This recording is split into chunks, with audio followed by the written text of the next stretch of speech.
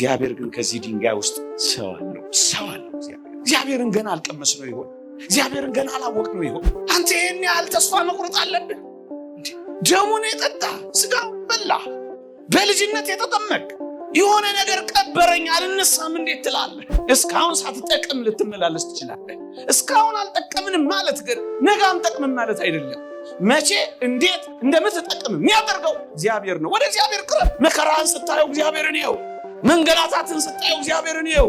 ይሁዳን እንኳን ሳይቀር እጆቹን ዘርግቶ ይቀበለው ነበር ይላል። አንተ ይሁዳን የሚቀበል አምላክ እንኳን እያለ አንተ ከዚህ አምላክ በብዙ ርቀት ትሮጣለህ፣ በብዙ ርቀት ተሸሸዋለህ። ቤተሰብ የገፋ ልንኖር እንችላለን። ያመነው የካደ ልንኖር እንችላለን። ያመነው ስለ ካደን ራሳችንን ክደን ምናልባት ግሮሰሪ ውስጥ እየተጠረግን ያለን ወንዶች ወይም ሴቶች ተስፋ የቆረጥን እንኳን ብንሆን ጠቃሚ እንሆናለን። እግዚአብሔር ጠቃሚ ሲያደርግ አሻግሮ ነው። የትኛው ወንበዴ ነው ታዲያ ዛሬ በእግዚአብሔር ተስፋ የሚቆርጠው? የማልጠቅም ሰው ነኝ እንደጀመረ ይጨርሰኝ ብሎ ራሱን ሱስ ውስጥ የሚከተው ዛሬ ተዋረደ ማንም። ዛሬ ዝቅ ያለ ስብዕና፣ ዛሬ እዚህ ግባ የሚባል አኗኗር ልንኖር እንችላለን። ግን እግዚአብሔር እንዲያርፍብን ከፈቀድን እመኑኝ ተቀብረን አንቀርም፣ እንወጣለን። ጠፍተን አንቀርም፣ እንገኛለን። ተረስተን አንቀርም፣ እንታወሳለን። በየትኛውም ደረጃ እግዚአብሔር ጋር የደረሰ ሳይቀየር የቀረ ማን ነው ወገኖች? እንደ ዮሴፍ ተረስተ፣ እንደ መስቀሉ ተቀብረ፣ እንደ ጳውሎስ ተጠርጥረ፣ እንደ እሌኒም ተወርውረ፣ እንደ ዳዊትም ተሰደ ይሆናል። ግን በእርግጠኝነት ትጠቅማለህ። አንድ ቀን ትጠቅማለህ። ከእግዚአብሔር ጋር ሆኖ በእግዚአብሔር እጅ ላይ አርፎ የእግዚአብሔር ክንዶች ደግፈውት እግዚአብሔርን ተስፋ አድርጎ በእግዚአብሔር መንገድ ተራምዶ ራሱን ለእግዚአብሔር ሰጥቶ የማይጠቅም ፍጥረት የለም። ብዙ ጊዜ ብዙዎች በብዙ መሰነካክሎች፣ በብዙ መንቻካ ፈተናዎች፣ በብዙ ውጣ ወረዶች መጨረሻ ላይ የምንደርሰው እኔ የማልጠቅም ስለሆነ ነው፣ እኔ ምንኛ የማረባ ሰው ነኝ ብለን ከዚያም ወደ ሌሎች ጥፋቶች ነው የምንሄደው። ለዚህ ነው እግዚአብሔር የነካው፣ የእግዚአብሔር እጆች ያረፉበት፣ የእግዚአብሔርን ተስፋ የቀመሰ፣ የእግዚአብሔርን መንገድ የተረዳ፣ በእግዚአብሔር አሰራር ውስጥ ራሱን ለእግዚአብሔር አሳልፎ የሰጠ ማንም ይሁን ማን ይጠቅማል፣ እንጠቅማለን። እሱን ማሳሰብ ነው የዚህ ስብከት ሐሳብ። በጣም ደካማ፣ በጣም መናኛ፣ በጣም እዚህ ግባ የማይባለው በጣም ደካማው ይሄ አፈር እኔና እናንተን የመሰለ ውብ ፍጥረት ያስገኛል ብላችሁ አስባችሁ ነበር? የተወደዳችሁ ክርስቲያኖች እግዚአብሔር እጆች ውስጥ ያረፈው አፈር ምንኛ ውብ ሆኖ እንደተፈጸመ ተመልከቱት። የማይጠቅም የነበረው ይሄ አፈር ውብ የሆነ ፍጥረት ነበር የሆነው። ይሄ ምንን የሚያሳየን ይመስላችኋል? የቱንም ያክል ደካሞች፣ የቱንም ያክል መናኛዎች፣ የቱንም ያክል ያነስን፣ የተጣልን፣ የተረገጥን ደግሞም የተረሳን እንኳን ብንሆን እግዚአብሔር ልጅ እጅ ላይ እስካረፍን ድረስ እንዴት ውብ ፍጥረት ሊሆን እንደሚችል ያሳይ። የተወደዳችሁ ክርስቲያኖች ለዚህ ነው እግዚአብሔር ጋር ኖሮ የማይጠቅም ነገር የለም ለማለት ምንደፍረው።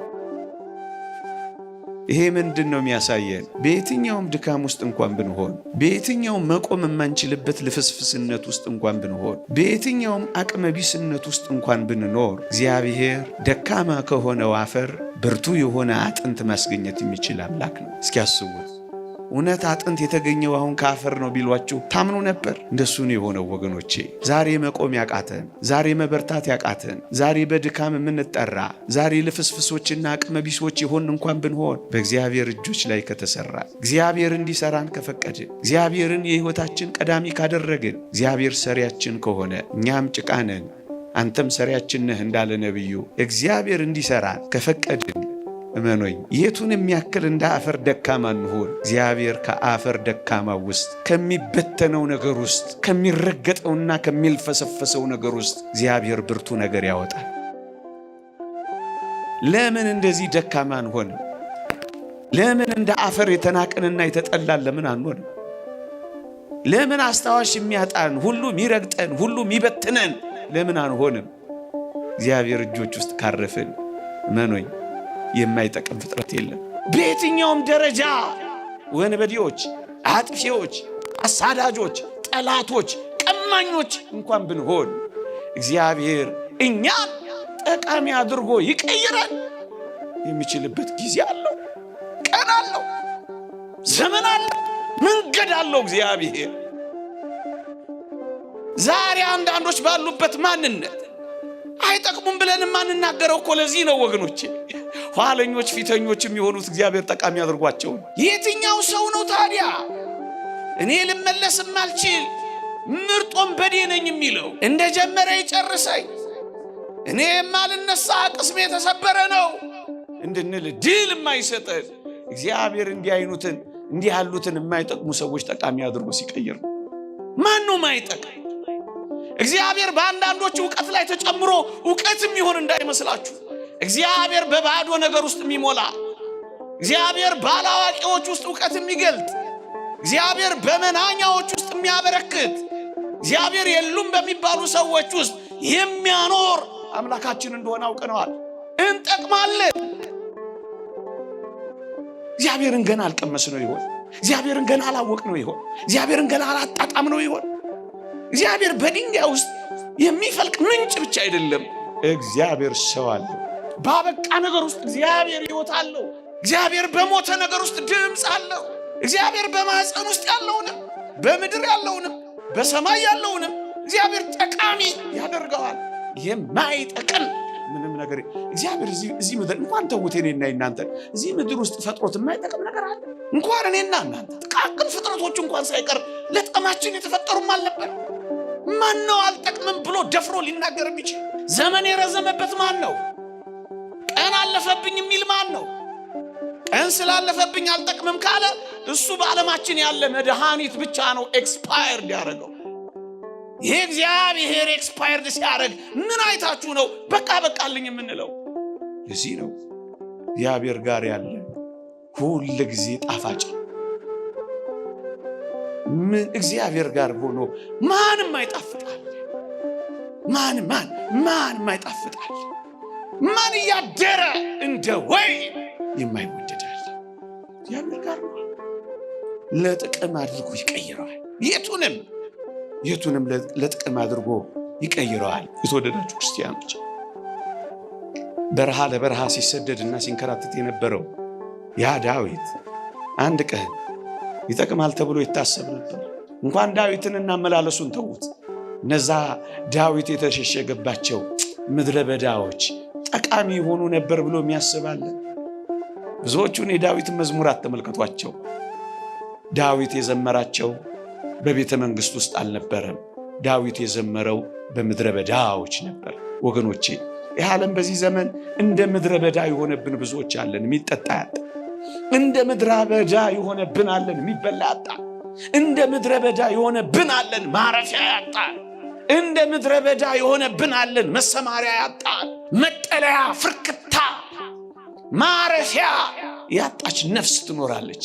ግን መኖይ እነዛ ምድረ በዳዎች እንደ ዳዊት ላለ እግዚአብሔርን ለምትፈልግ ነፍስ እንደ ቅድስተ ቅዱሳን የማመስገኛ የቅኔ ማህሌት መሆን ትችላለች። ወዳጄ፣ መከራን ስታየው እግዚአብሔርን ይው። መንገላታትን ስታየው እግዚአብሔርን ይው። መከራህ ማመስገኛው መሆን ይችላል። ማዘንበልህ ቀና ማያ መሆን ይችላል። የበዛብህ የአጋንንት ውጊያና ጦር መዋጋህ፣ መጠንከሪያህ፣ መበርቻ መሆን ይችላል። ለጥቅም አድርገህ ማዋል ትችላለህ። እንደ ዳዊት በእውነት እንዴት ይደንቃል! ምናልባት ከመጥቀም አርፍዳችሁ የሆናችሁ እዚህ ውስጥ ልትኖሩ ትችላላችሁ። ያለፉትን ዘመናት ሳልጠቅምን የቆየሁት ራሴን አልጠቀምኩ፣ ቤተሰቤን አልጠቀምኩ፣ ቤተ ክርስቲያኔን አልጠቀምኩ፣ አገሬን አልጠቀምኩ፣ ወገኔን አልጠቀምኩ። አሁን ከእንግዲህ በኋላ እኔ እጠቅማለሁ። የብዙ ሰዎች ሐሳብና ጥያቄ ይሆናል። እመነኝ፣ ትጠቅማለህ። እስካሁን ሳትጠቅሚ ልትኖሪ ትችላለሽ። እስካሁን ሳትጠቅም ልትመላለስ ትችላለህ። እስካሁን አልጠቀምንም ማለት ግን ነገ አንጠቅምም ማለት አይደለም። መቼ እንዴት እንደምትጠቅም የሚያደርገው እግዚአብሔር ነው። ወደ እግዚአብሔር ቅረብ። የማይጠቅመውን ጠቃሚ አድርጎ የሚቀይረው እግዚአብሔር ነው። እዚህ ቤት ገብቶ ውሃ ሆኖ ገብቶ ጸበል ሆኖ ነው የሚወጣው። አፈር ሆኖ ገብቶ መት ሆኖ ነው የሚወጣው። ህብስት ሆኖ ገብቶ ስጋ ሆኖ ነው የሚወጣው። ወይን ሆኖ ገብቶ ደም ሆኖ ነው የሚወጣው።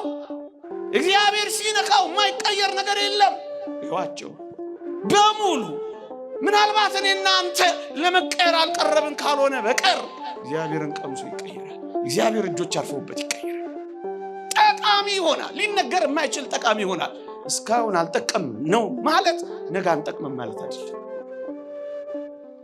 በወህኒ ቤት ምንኖር፣ እጅግ መራራ በሆኑ ሱሶች ውስጥ ምንኖር፣ እጅግ ደስ በማያሰኙ ልምምዶች ውስጥ ያለን፣ አሁን ከዚህ ውስጥ እኔ ወጥቼ ጠቃሚ መሆን እችላለሁ። ትችላለህ። ይኸው ትችላለህ። እግዚአብሔር ይችላል። እሱን ነው የምናምነው። ለአንተ የሚያቅት ነገር የለም ተብሎ አልተጻፈም። አንተ ታቅተዋለህ። አፈር ካላቃተው እንዴ፣ ሰማይ ካላቃተው፣ ሞት ካላቃተው፣ ኃጢአት ካላቃተው፣ በሽታ ካላቃተው፣ ሲኦል ካላቃተው አንተ ምን ሆነ ነው እኔ ለእግዚአብሔር አቅተዋለሁ የምትለው? እግዚአብሔር የሲኦል መክፈቻ ቁልፎች ካለው ያንተን ልብ ለመክፈት እግዚአብሔር ያቅተዋል። በተዘጋ ግድግዳ የገባ አንተ ትንሽ ባዘነበልከው ሰው ልብ ውስጥ ክርስቶስ አይገባም። ምን ትውት ስለሆነ ስለሚለማመጥህ እንጂ ሰብሮህ ሊገባ ይችል ነበር። እሱ ፍቅር ነው፣ በማስገደድ አይደለም፣ በጉልበት አይደለም፣ በፍቅር ነው። በአንድ ጊዜ ማካልክ ትዕቢት ነው። ለምን ትዕቢተኛ ትሆናለህ? በአንድ ጊዜ የበቃይተሃል፣ በአንድ ጊዜ መጠቃይተሃል፣ በአንድ ጊዜ ጸደቃይተሃል። የለም፣ ቀስ በቀስ እንደ ዮሴፍ ተረስተ፣ እንደ መስቀሉ ተቀብረ፣ እንደ ጳውሎስ ተጠርጥረ፣ እንደ እሌኒም ተወርውረ፣ እንደ ዳዊትም ተሰደ ይሆናል። ግን በእርግጠኝነት ትጠቅማለህ። አንድ ቀን ትጠቅማለህ። የኔም ያንተም የሁላችንም ጊዜ ሲመጣ ሁላችንም እንጠቅማለን። ብቻ ግን እግዚአብሔር እጆች ውስጥ እንረፍ። አውግስጢኖስ እንደተናገረው ነፍሳችን ካንተ በቀር በሌላ በማንም አታርፍም እንዳለው የነፍሳችን ማረፊያ እሱን እናድርገው። ግን እንጠቅማለን፣ ይቀይረናል። አንቀየርም ያላችሁ አትጠራጠሩ። እግዚአብሔር ሳይቀይር ያስወጣው የለም። ታገሱ ክርስቲያኖች፣ አትቸኩሉ ክርስቲያኖች። የኔና የእናንተ ምርጥ ጊዜ በሰማይ ሊጀምር ይችላል። ተፈላጊ ሰው፣ ምርጥ ሰው፣ ዝነኛ ሰው ነው የሆነው። አሁን ዝነኛ ላንሆን እንችላለን። ምን አገባ? አሁን ሪኮግኒሽን የሌለን፣ እውቅና የሚሰጠን የሌለን፣ የሚያጨበጭብ የሌለን፣ የሚያየን የሌለን ልንሆን እንችላለን። በመጨረሻው ዓለም ግን ሁሉም አይን ወደኛ ይመጣል። የመታየት ቀን ይመጣል። በሰማይ ተፈላጊ ትሆናል። በባትሪ የምትፈልግ ትሆናል። ባለጸጋ የሚፈልግ ድሃ ልትሆን ትችላል።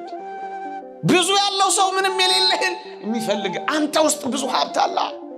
አንተ ከፍ ብለሃል። ከቅርብ ያላዩ ከሩቅ የሚያዩበት ጊዜ ይመጣል። ስምን ጠርተው ማያውቁት ስምን የሚጠሩበት የሚደጋግሙበት ቀን ይመጣል። የምትጠቅምበት ቀን ይመጣል። በሰማይ ተስፋችን በሰማይ እንጠቅማለን። ይቆየን።